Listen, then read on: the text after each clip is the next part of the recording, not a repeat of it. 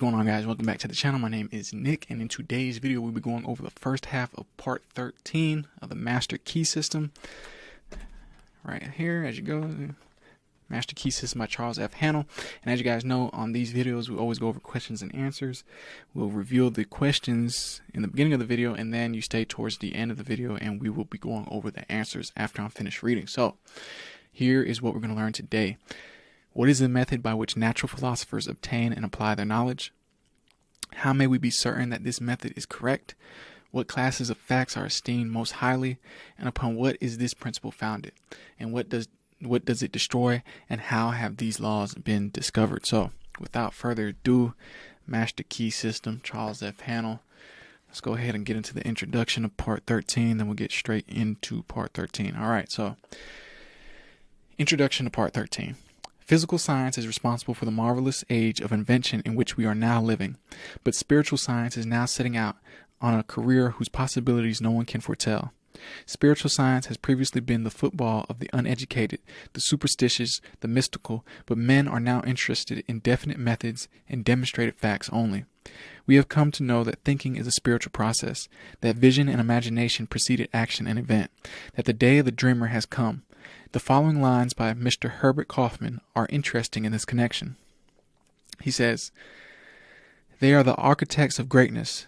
Their vision lies within their souls. They peer beyond the veils and mists of doubt and pierce the walls of unborn time. The belted wheel, the trail of steel, the churning screw are shuttles in the loom on which they weave their magic tapestries. Makers of empire, they have fought for bigger things than crowns and higher seats than thrones. Your homes are set upon the land a dreamer found. The pictures on its walls are visions from a dreamer's soul. They are the chose few, the blazers of the way. Walls crumble and empires fall. The tidal wave sweeps from the sea and tears a fortress from its rocks. The rotting nations drop off from time's bow, and only things the dreamers make live on." Part 13, which follows, tells why the dreamer of the dreamer comes true. Why the dreams of the dreamer comes true. It explains the law of causation by which dreamers, inventors, authors, financiers bring about the realization of their desires. It explains the law by which the thing pictured upon our mind eventually becomes our own. Alright guys, so part 13. It has been the tendency and, as might be proved, a necessity for science to seek the explanation of everyday facts by a generalization of those others which are less frequent and form the exception. Thus does the eruption of the volcano manifest the heat which is continually at work in the interior of the earth, and to which the latter owes much of her configuration. Thus does the lightning reveal a subtle power constantly busy to produce changes in the inorganic world, and, as dead languages now seldom heard were once ruling among the nations, so does a giant-toothed Siberia, or a fossil in the depth of the earth, not only bear record of the evolution of past ages, but thereby explains to us the origin of the hills and valleys which we inhabit today. In this way, a generalization of facts which are rare, strange, or form the exception, has been the magnetic needle guiding to all the discoveries of inductive science. This method is founded upon reason and experience, and thereby destroyed superstition, precedent, and conventionality. It is almost 300 years since Lord Bacon recommended this method of study, to which the civilized nations owe the greater part of their prosperity, and the more valuable part of their knowledge, purging the mind from narrow prejudices, denominated theories, more effectually than by the keenest irony, calling the attention of men from heaven to earth more successfully by surprising experiments than by the most forcible demonstration of their ignorance, educating the inventive faculties more powerfully by the near prospect of useful discoveries thrown open to all, than by talk of bringing to light the innate laws of our mind. The method of Bacon has seized the spirit and aim of the great philosophers of Greece and carried them into effect by the new means of observation which another age offered, thus gradually revealing a wondrous field of knowledge in the infinite space of astronomy, in the microscopic egg of embryology, and the dim age of geology, disclosing an order of the pulse which the logic of Aristotle could never have unveiled, and analyzing into formerly unknown elements the material combinations which no dialectic of the scholastics could force apart. It has lengthened life, it has mitigated pain, it has extinguished diseases.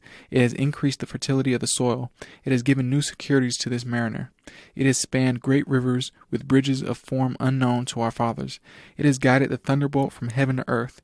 It has lighted up night with the splendor of day. It has extended the range of human vision. It has multiplied the power of the human muscles. It has accelerated motion. It has annihilated distance. It has facilitated intercourse, correspondence, all friendly offices, all dispatch of business. It has enabled men to descend into depths of the sea, to soar into the air, to penetrate securely into noxious recesses of the earth. This, then, is the true nature and scope of induction. But the greater the success which men have achieved in the inductive science, the more does the whole tenor of their teachings and example impress us with the necessity of observing carefully, patiently, accurately, with all the instruments and resources at our command, the individual facts before venturing upon a statement of general laws. To ascertain the bearing of the spark drawn from the electric machine under every variety of circumstances, that we thus may be emboldened with Franklin to address, in the form of a kite, the question to the cloud about the nature of the lightning, to assure ourselves of the manner in which bodies fall, with the exactness of Galileo, that with Newton we may dare to ask the moon about the force that fastens it to the earth. In short, by the value we set upon truth, by our hope in a steady and universal progress, not to permit a tyrannical prejudice to neglect, mutilate unwelcome facts, but to rear the superstructure of science upon the broad and unchangeable basis of full attention paid to the most isolated as well as the most frequent phenomena.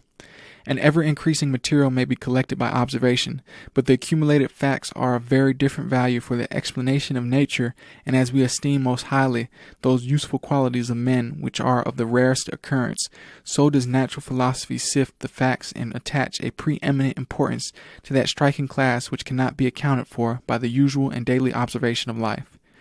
If then we find that certain persons seem to possess unusual power, what are we to conclude?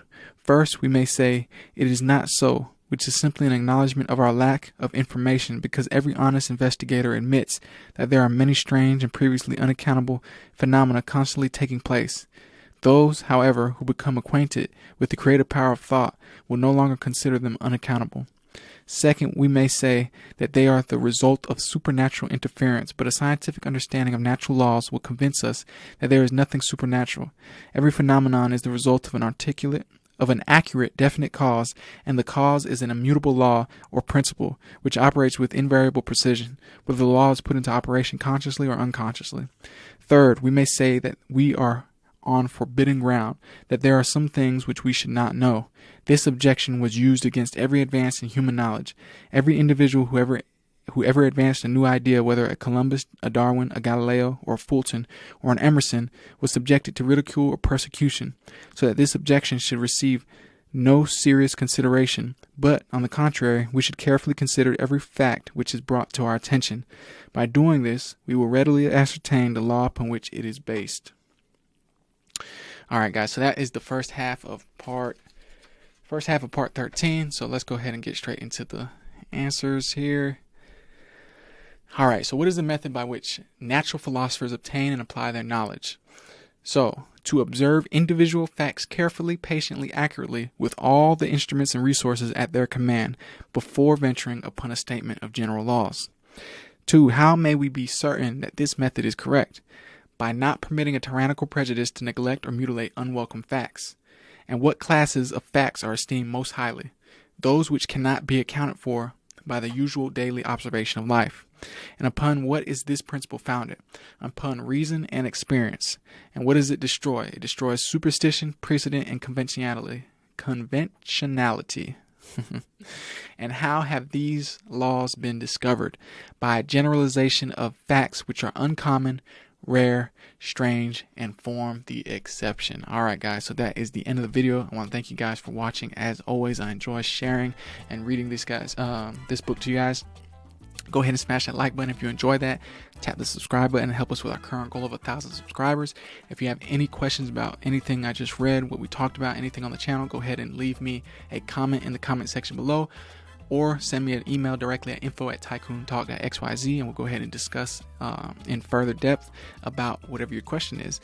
And if you have any ideas or suggestions, things like that, on videos you'd like to see me make, go ahead and leave that in the comment section below as well. And all of my links are in the comment section below as well, in the description box below as well. Online store, social media, everything in between, you can find that in the description box below. And if you like this video, go ahead and check out the other videos on my channel where I talk about how to make passive income with cryptocurrency, real cryptocurrency. It's not scary, guys. It's new, it's easy, you just got to learn. All right, so how to fix your credit, the financial markets, more consciousness videos, everything in between, man. I got a bunch of cool information on the channel. Go ahead, head on over to the playlist section and you'll see it all organized there for you guys, nice and neat. And as always, my friends, I want to thank you once again and send infinite abundance to you now and forever. And I will see you guys again tomorrow. Peace.